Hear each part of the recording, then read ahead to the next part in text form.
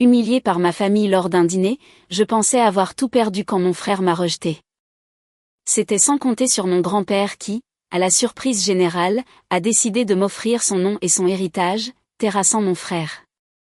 Je m'appelle Jasmine Dubois et j'ai 29 ans. Je pensais que l'humiliation devait être bruyante pour vous détruire, mais cette nuit-là, elle est venue enveloppée d'un sourire autour d'une table de dîner de famille. Mon frère s'est penché en arrière comme s'il avait attendu ce moment toute sa vie, m'a regardé droit dans les yeux et a dit « Tu ne mérites pas de porter notre nom de famille. » Personne n'a ri. C'était le pire. Ma mère a fait un petit signe de tête comme s'il avait enfin dit ce que tout le monde pensait.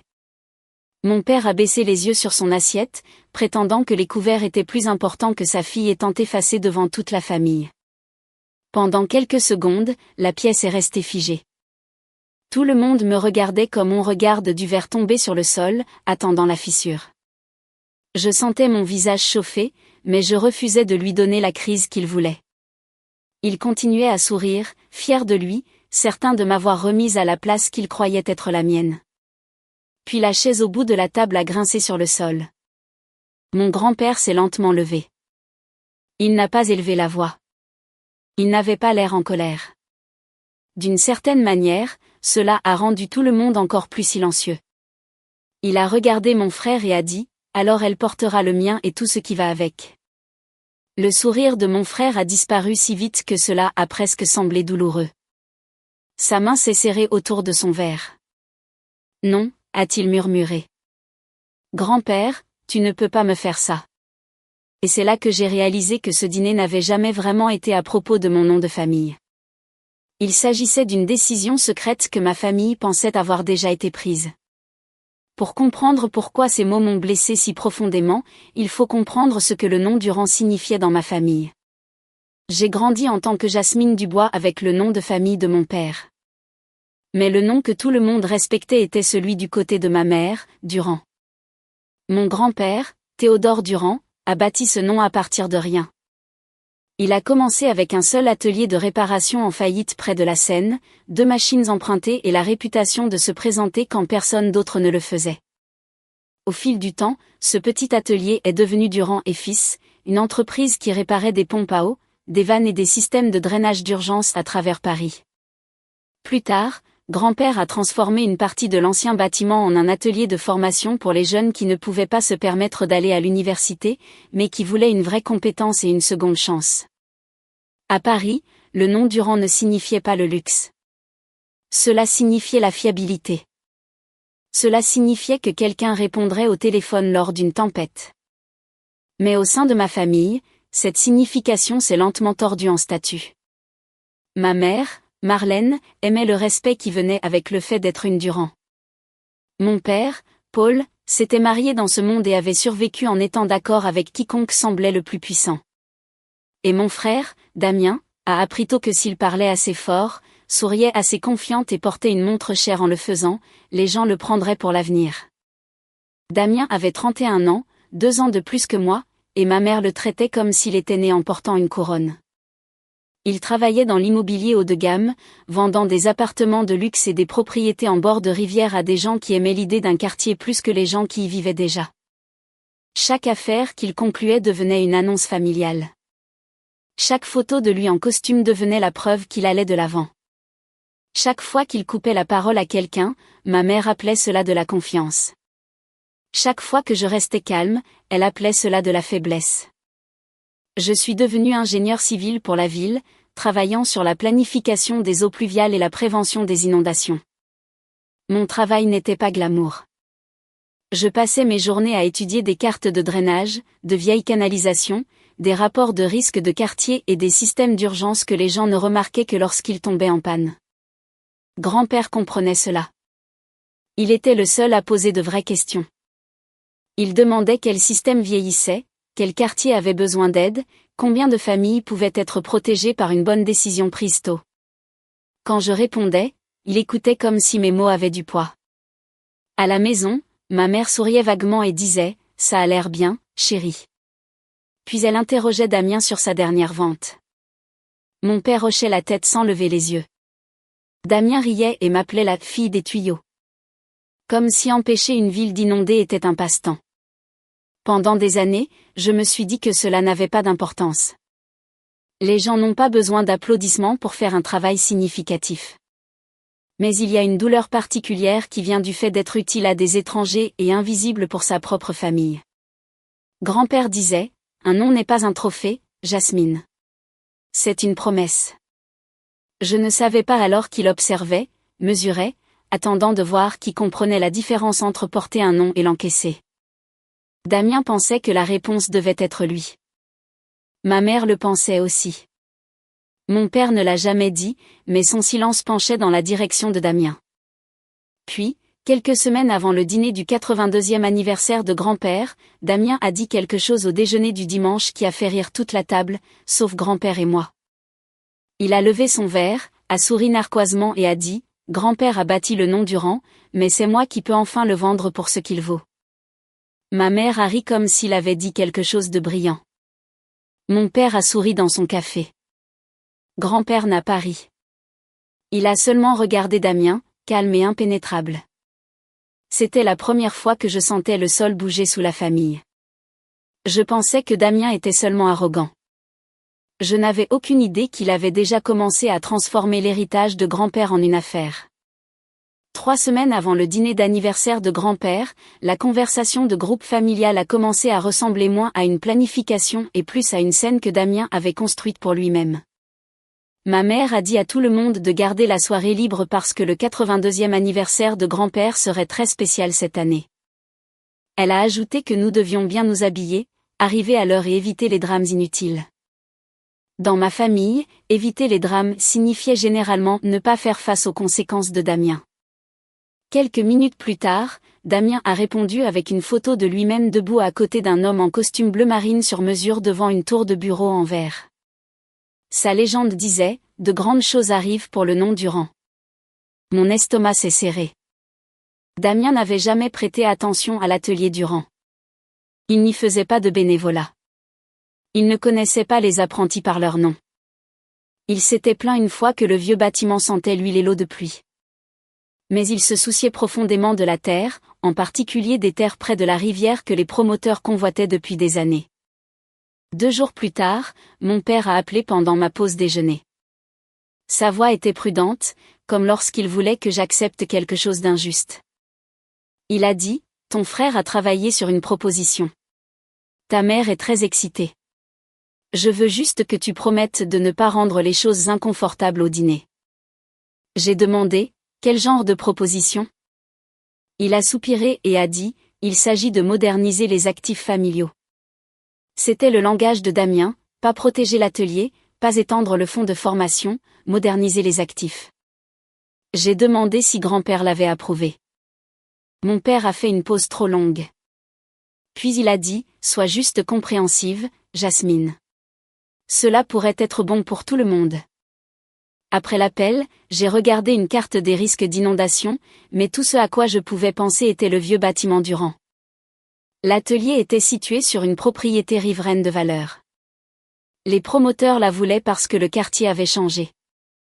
Les entrepôts étaient devenus des restaurants. Les ateliers de réparation étaient devenus des salles de sport boutiques. Les familles qui y vivaient depuis des décennies étaient chassées par l'augmentation des prix, un bloc rénové à la fois. Je connaissais le modèle. Quand les gens appelaient un quartier sous-utilisé, cela signifiait généralement qu'ils avaient cessé de voir les gens qui l'utilisaient.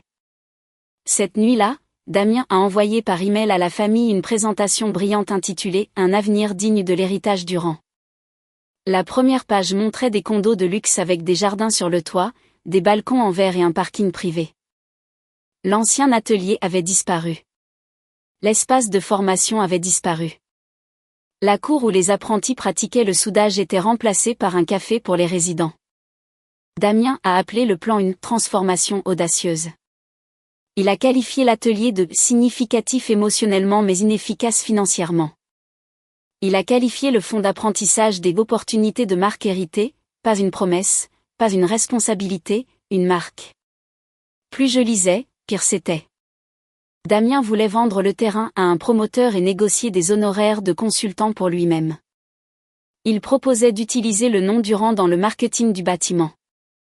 Il suggérait de transformer le programme d'apprentissage en une petite bourse avec un mur de photos dans le hall, quelque chose que les résidents riches pourraient admirer sans jamais rencontrer les jeunes dont l'avenir leur avait été pris. À la dernière page, mes mains tremblaient. Il y avait d'un versement projeté pour les membres de la famille, y compris ma mère et mon père. Mon nom n'était pas mentionné, mais j'étais trop en colère pour les apprentis pour m'en soucier. Le lendemain matin, j'ai appelé Louis, un ancien élève de l'atelier qui dirigeait maintenant l'entretien des pompes d'urgence pour 2 hôpitaux.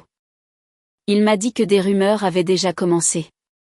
Un promoteur avait visité le quartier. Quelqu'un avait posé des questions sur le nettoyage de l'équipement de formation avant le printemps.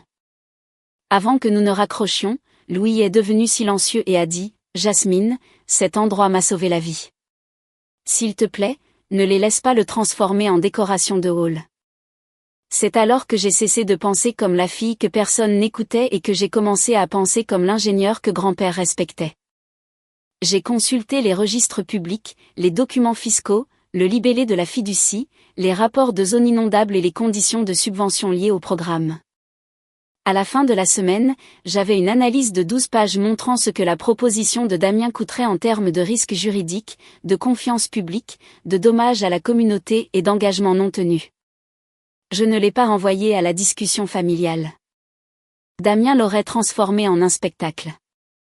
Ma mère m'aurait traité de jalouse. Mon père aurait demandé pourquoi je ne pouvais pas laisser les gens être heureux. Au lieu de cela, je l'ai envoyé directement à grand-père avec une seule phrase. Je n'essaie pas d'interférer, mais je pense que vous devriez voir ce que ce plan ferait réellement. Il a répondu 4 heures plus tard. Merci.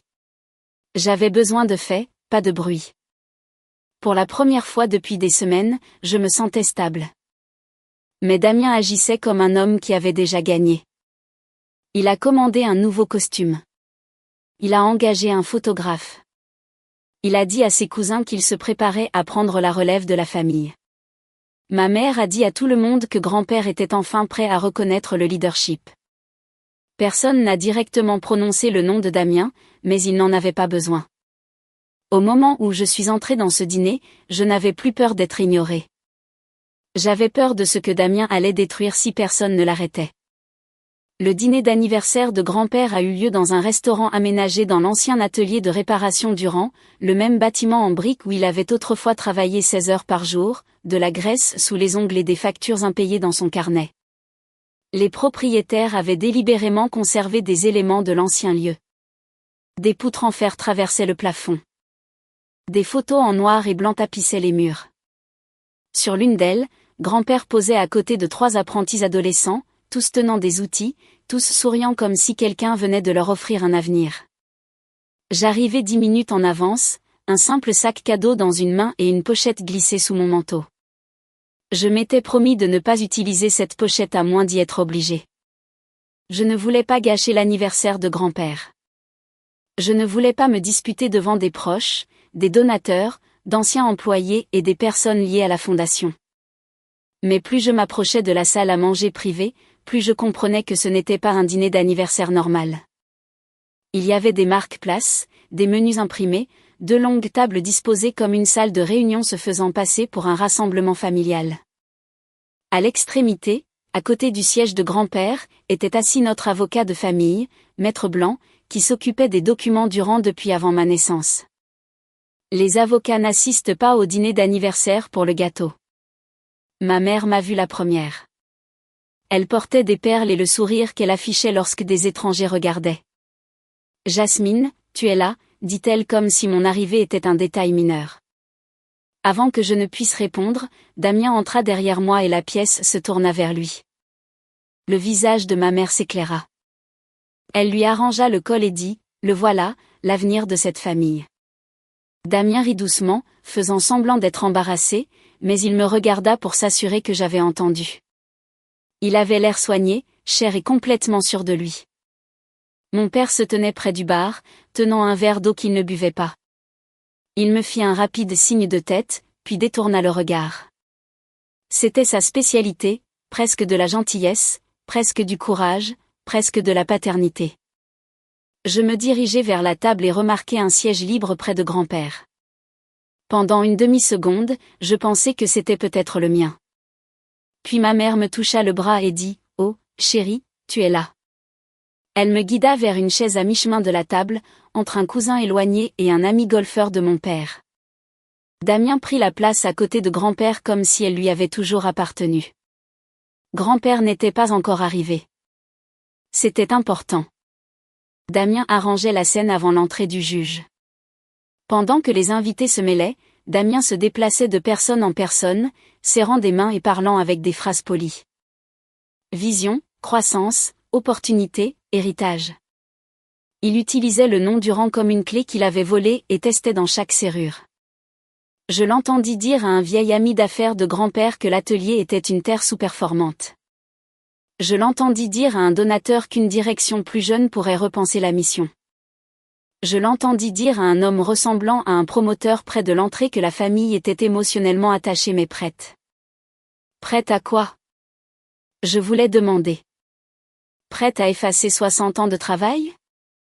Prête à vendre l'endroit où les enfants apprennent à construire au lieu de disparaître. Au lieu de cela, je me tins près du mur et me rappelai que le timing était important. Si je parlais trop tôt, Damien me ferait paraître amer. Si je parlais trop émotionnellement, ma mère me traiterait de sensible. Si je parlais sans preuve, mon père regarderait le sol et laisserait la pièce décider que j'étais jalouse. Puis Damien s'approcha de moi avec un verre d'eau pétillante à la main. Il observa la pièce, satisfait de lui-même, puis se pencha assez près pour que seul moi puisse l'entendre. Essaie de ne pas parler de tuyaux, de permis ou de pauvres ce soir. Grand-père mérite de l'ambition. Quelque chose de froid me traversa. Je savais que Damien pouvait être cruel. Mais ce qui me stupéfia, c'est à quel point il semblait à l'aise, comme si la compassion était embarrassante, comme si les gens que grand-père avait passé sa vie à aider étaient des détails salissants qui pourraient gâcher le moment de Damien. Je me tournai lentement vers lui, prête à répondre, mais alors je vis grand-père dans l'entrée. Il en avait assez entendu. Je pouvais le voir à son visage, pas en colère. Exactement. Immobile, profondément immobile. Damien ne remarqua rien. Il était trop occupé à sourire à son propre reflet dans les fenêtres. Grand-père entra et la pièce s'adoucit autour de lui. Les gens le saluèrent avec un vrai respect, celui gagné au fil des décennies. Il serra ma mère dans ses bras, serra la main de mon père, accepta la bruyante salutation d'anniversaire de Damien, puis me regarda à travers la pièce. Pendant une seconde, ses yeux rencontrèrent les miens. Je ne sais pas ce qu'il vit sur mon visage, mais je sais ce que je sentis dans les siens. Patience, avertissement, peut-être de la tristesse. Le dîner commença avec des sourires polis et des rires prudents, mais Damien n'avait jamais été doué pour cacher son mépris une fois qu'il croyait avoir déjà gagné. Le premier plat était à peine servi que Damien commença à jouer son rôle. Il n'eut pas de conversation cette nuit-là. Il tint la cour. Chaque sujet devenait une porte d'entrée vers lui. Si quelqu'un mentionnait le front de mer de la ville, Damien parlait de la valeur des propriétés. Si quelqu'un mentionnait les anciens contrats de réparation de grand-père, Damien parlait d'expansion. Si quelqu'un mentionnait le programme d'apprentissage, Damien souriait comme s'il tolérait une adorable tradition familiale et disait « Bien sûr, la mission est importante, mais chaque mission a besoin d'un modèle moderne. » Ma mère le regarda comme s'il délivrait la sagesse de la montagne. « Damien comprend comment le monde fonctionne », dit-elle assez fort pour que la table l'entende. Mon père sourit faiblement et prit une autre gorgée d'eau. Je regardais grand-père plus que Damien. Grand-père mangeait lentement, écoutait attentivement et ne disait presque rien. Ce silence rendit Damien plus audacieux. Il le prit pour de l'approbation. Environ 20 minutes après le début du dîner, un vieil ami de grand-père, Monsieur Dubois, se tourna vers moi et me posa des questions sur un projet de gestion des eaux pluviales que j'avais contribué à gérer dans l'Est. Pour une fois, la table près de moi se tut suffisamment pour que je puisse répondre. J'expliquai que le quartier avait été inondé 3 fois en 5 ans, et que le nouveau calendrier des pompes et la nouvelle conception du drainage avaient aidé à protéger près de 200 maisons lors de la dernière forte tempête. Je ne me vantais pas, je répondais juste, mais Damien rit avant que je n'aie fini. « C'est mignon, dit-il, se penchant en arrière. Mais je pense que ce soir, il s'agit plutôt d'argent réel, pas d'entretien de la ville. Les mots tombèrent durement. Quelques personnes eurent des sourires gênés. L'expression de Monsieur Dubois se refroidit. Ma mère me lança un regard d'avertissement comme si j'avais été impoli. Je posai ma fourchette et ne dis rien. Damien aimait le silence quand il pensait que cela signifiait la reddition. Il décrivit sa proposition, bien que personne ne lui ait officiellement demandé de le faire. Il parla de la propriété riveraine comme s'il l'avait découverte lui-même, pas comme si grand-père avait passé la moitié de sa vie à la sauver des créanciers, des inondations et des promoteurs. Damien qualifia la terre de sous-évaluée. Il qualifia l'atelier de symbolique. Il qualifia les apprentis de belle partie de l'histoire. Cette phrase me retourna l'estomac. Une histoire est quelque chose que l'on raconte. Ces apprentis étaient des personnes. Certains avaient des antécédents judiciaires. Certains étaient sortis de l'aide sociale à l'enfance. Certains soutenaient leurs jeunes frères et sœurs. On avait dit à certains toute leur vie qu'ils ne seraient jamais utiles à personne.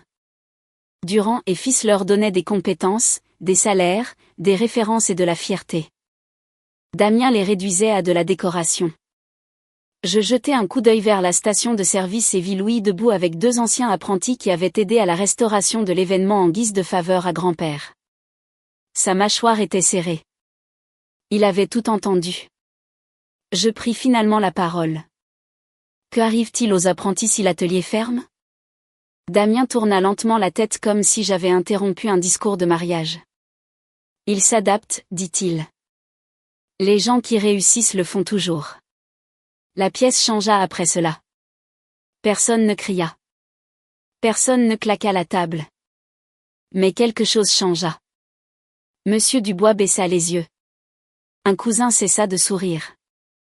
Le promoteur près du bout de la table jeta un coup d'œil à grand-père, se demandant peut-être si Damien en avait trop dit. Ma mère se précipita pour adoucir le tout, mais elle ne fit qu'empirer les choses. Jasmine, ce soir n'est pas le moment pour tes petites causes, dit-elle. Il s'agit de l'héritage de ton grand-père. Je la regardai et sentis quelque chose de vieux en moi se relâcher. Pendant des années, j'avais essayé de la faire me comprendre doucement.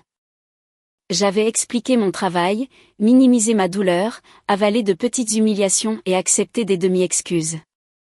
Mais l'entendre appeler l'avenir humain mes petites causes me fit réaliser qu'elle avait suffisamment compris. Elle valorisait simplement davantage l'ambition de Damien. Damien sourit à nouveau, rassuré par son soutien.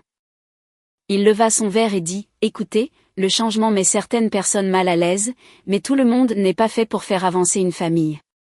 Certaines personnes entretiennent les choses. D'autres dirigent. » Ma mère hocha la tête. Mon père regarda son assiette. Les yeux de grand-père restèrent fixés sur Damien. Damien continua, s'amusant. Il dit que le nom Durand avait besoin de quelqu'un de visible, quelqu'un avec des relations, quelqu'un qui pouvait entrer dans une pièce et commander le respect. Il dit que la famille avait été trop sentimentale pendant trop longtemps. Chaque phrase sonnait polie, mais en dessous, j'entendais le message qu'il m'avait donné toute ma vie, « Tu es petite. Tu es ennuyeuse. Tu es un obstacle. » J'aurais pu sortir mon dossier alors. J'aurais pu corriger ces chiffres, exposer ses honoraires de consultant, expliquer les restrictions de subvention et montrer à tout le monde à quel point il comprenait peu la fiducie qu'il voulait contrôler. Mais grand-père n'avait pas bougé parce qu'il avait toujours traité les patients comme une force. J'attendis. Le dessert arriva. Des bougies furent apportées pour grand-père, et tout le monde chanta avec une gaieté forcée. Damien chanta le plus fort. Quand les assiettes furent débarrassées, Maître Blanc posa une enveloppe grise à côté de la tasse de café de grand-père. Damien le remarqua aussi. Sa posture changea. Il redressa sa veste, lissa sa cravate et regarda autour de lui comme s'il se préparait à des applaudissements. Les yeux de ma mère brillèrent d'attente. Mon père avait l'air pâle. Grand-père joignit les mains et dit, avant de dire quoi que ce soit, « J'aimerais entendre ce que Damien pense que le nom Durand signifie. » C'était l'invitation que Damien attendait. Il se leva, remercia grand-père, remercia la famille et parla d'honneur, d'avenir et de décisions difficiles. Puis son regard glissa vers moi, et la chaleur quitta sa voix. Bien sûr, dit-il. Certaines personnes sont attachées au passé parce que le passé est le seul endroit où elles se sentent importantes. Je sentis la tension à table. Il sourit. Certaines personnes se cachent derrière un travail discret et appellent cela du caractère. Mais un nom de famille comme le nôtre mérite plus que quelqu'un qui répare des canalisations et rédige des rapports. Ma mère ne l'arrêta pas. Mon père ne l'arrêta pas. Grand-père ne l'arrêta pas. Damien prit leur silence pour une permission. Puis il prononça enfin la phrase qu'il avait tournée autour de lui toute la nuit. Et la pièce devint si silencieuse que j'entendais mon propre pouls. Damien me regarda directement, son sourire aiguisé de satisfaction, et dit « Jasmine, tu ne mérites pas de porter notre nom de famille. » Pendant un instant, personne ne respira. Même les serveurs près de l'entrée se figèrent. Ma mère fit un petit signe de tête, rapide mais indubitable, du genre qui n'a pas besoin de mots parce qu'il a des années d'accord derrière lui. Mon père baissa les yeux sur son assiette. Et d'une certaine manière, cela fit presque aussi mal que la voix de Damien. C'est étrange ce que l'on remarque quand quelqu'un essaie de vous effacer en public. J'ai remarqué l'éclat sur mon verre d'eau. J'ai remarqué la lumière de la bougie trembler contre le mur. J'ai remarqué la main de Damien posée près de l'enveloppe grise comme s'il possédait déjà ce qu'elle contenait. Tout le monde attendait que je m'effondre. C'était toujours le rôle qu'il comprenait pour moi. Jasmine absorbe. Jasmine reste silencieuse. Jasmine laisse la famille passer à autre chose. Mais je n'ai pas pleuré. Je n'ai pas supplié. Je ne me suis pas défendue. J'ai regardé Damien et je l'ai finalement vu clairement. Il n'était pas seulement mon frère cruel. C'était un homme qui essayait de transformer l'humiliation en preuve qu'il méritait le pouvoir. Puis la chaise de grand-père grinça sur le sol. Le son n'était pas fort, mais il traversa la pièce comme une lame. Grand-père se leva lentement, une main sur la table, l'autre près de sa tasse de café.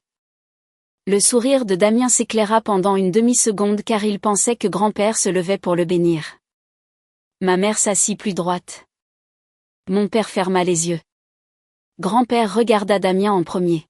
« Tu penses qu'elle n'est pas digne du nom de famille ?» Damien eut un petit rire, nerveux, mais toujours confiant.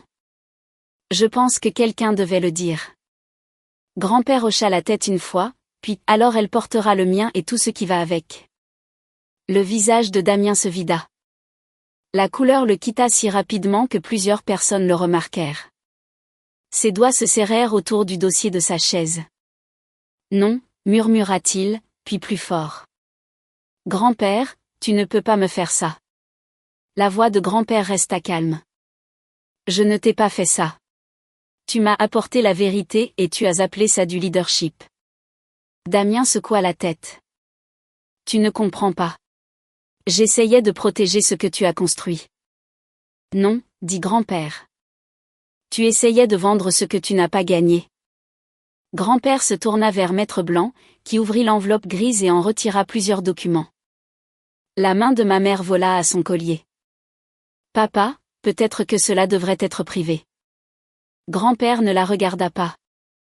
Il a rendu son jugement sur Jasmine public. La correction sera publique aussi. Damien essaya de rire, mais le son sortit mince. Grand-père prit la première page. Pendant 6 mois, Damien a tenu des réunions avec la société immobilière de la rue de la Paix tout en laissant entendre qu'il avait l'autorité de la fiducie Durand. Il ne l'avait pas. Le promoteur au bout de la table bougea. La mâchoire de Damien se serra. Grand-père continua. Il a proposé de vendre la propriété de l'atelier original, de fermer l'étage d'apprentissage et d'utiliser le nom Durand pour commercialiser des logements de luxe. Un murmure parcourut la pièce. Ma mère murmura. Ce n'était qu'une idée. Grand-père la regarda. Une idée ne nécessite pas d'honoraires de consultant. Les yeux de Damien s'écarquillèrent. C'était ça. La partie qu'il pensait que personne ne dirait à voix haute.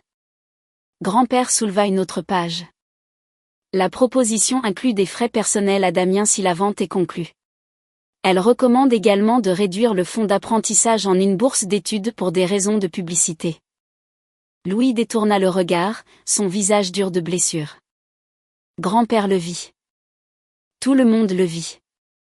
Soudain, la pièce n'était plus seulement familiale. C'était des témoins. C'était la communauté. C'était la conséquence. Damien me montra du doigt. C'est elle qui a fait ça. Elle t'a empoisonné contre moi. L'expression de grand-père ne changea pas. Jasmine m'a envoyé des faits. Tu m'as envoyé des slogans. Grand-père tourna une autre page.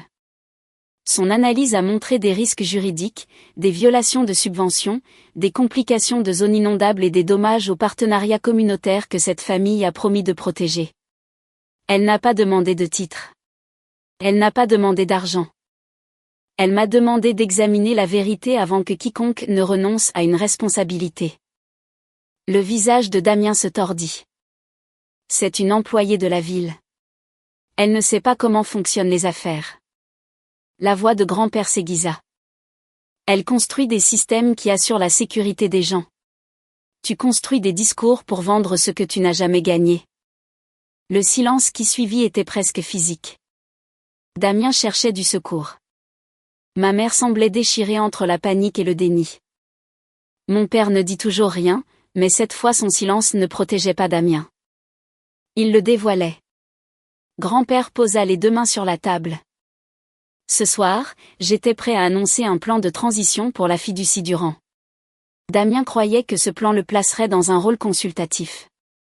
Après avoir examiné ses actions et entendu ses paroles, cela n'arrivera pas.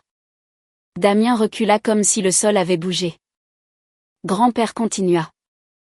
Avec effet immédiat, Damien n'a aucune autorité pour parler au nom de Durand et Fils, de la fiducie Durand ou de la Fondation pour l'apprentissage. Tout accord qu'il a suggéré, implicite ou promis à la société immobilière de la rue de la Paix est nul et non avenu.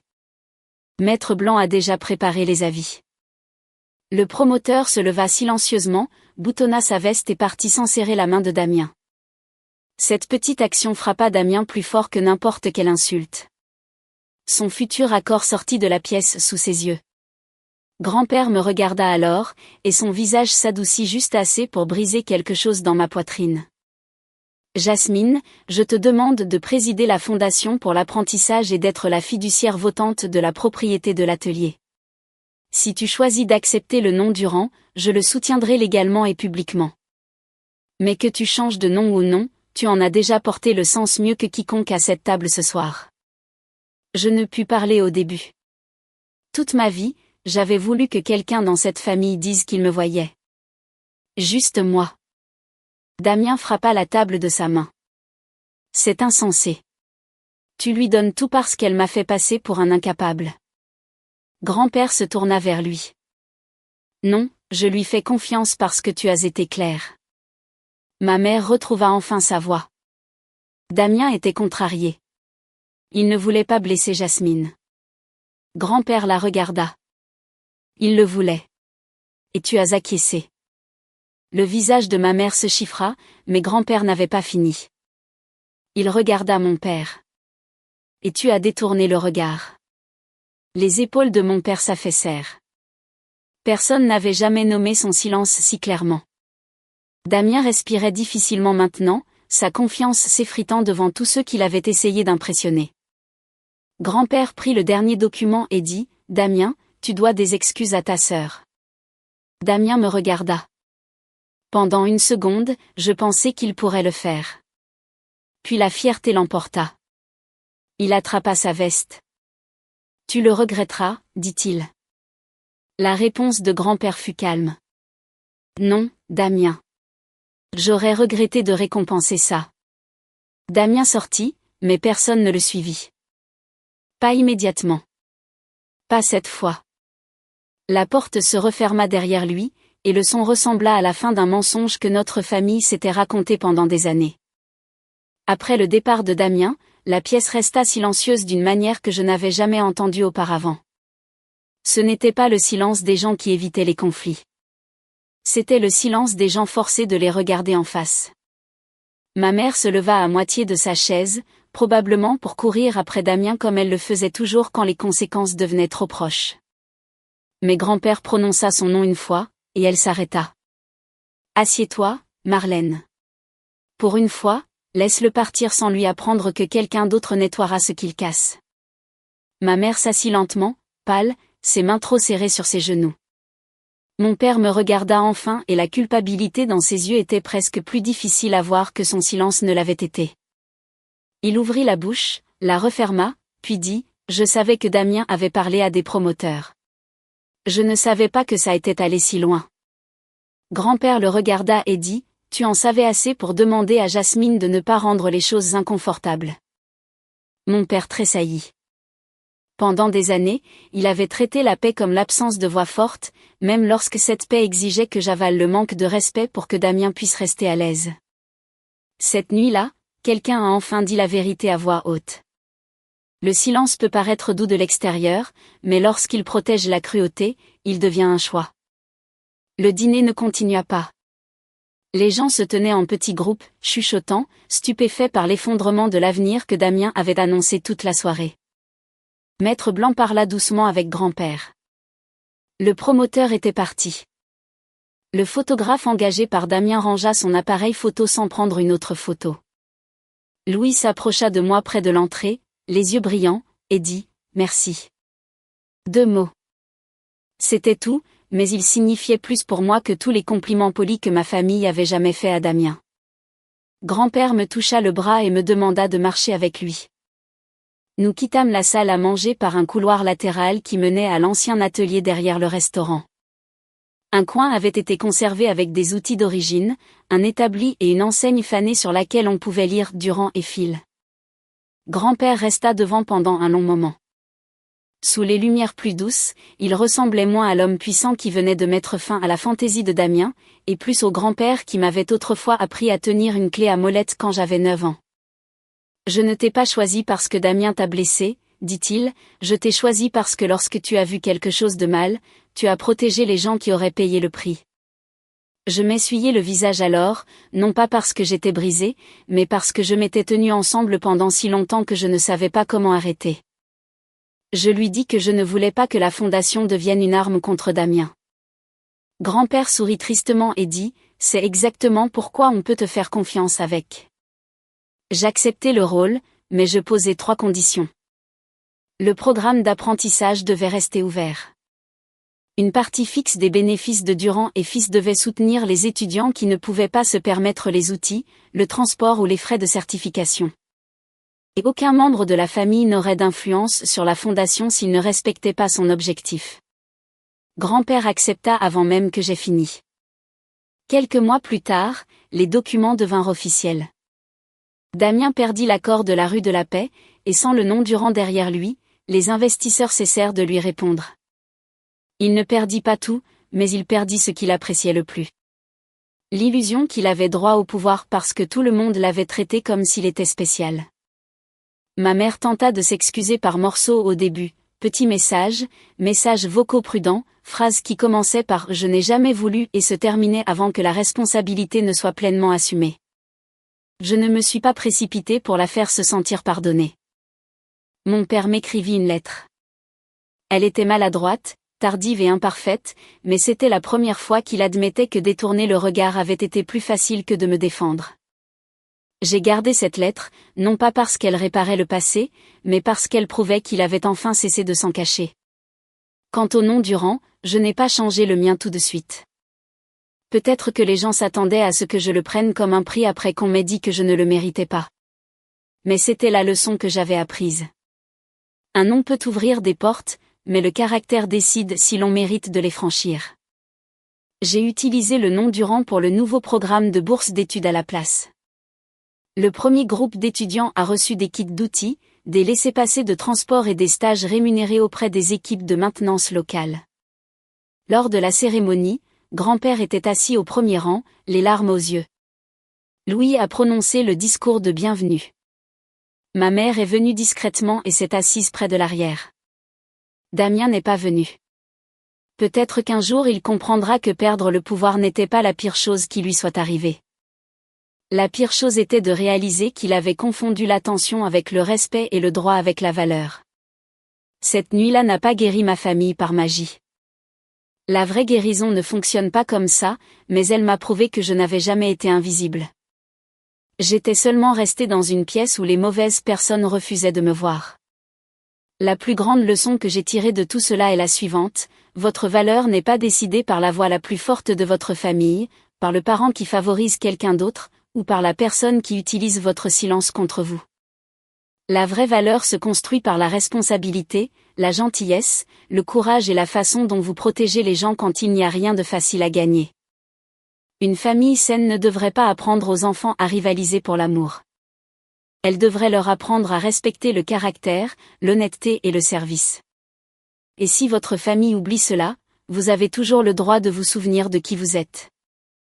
Je suis partie de ce dîner non pas comme la petite sœur vaincue de Damien, non pas comme la fille que tout le monde pouvait ignorer, mais comme Jasmine Dubois, une femme qui a enfin compris que la dignité n'a pas besoin de permission.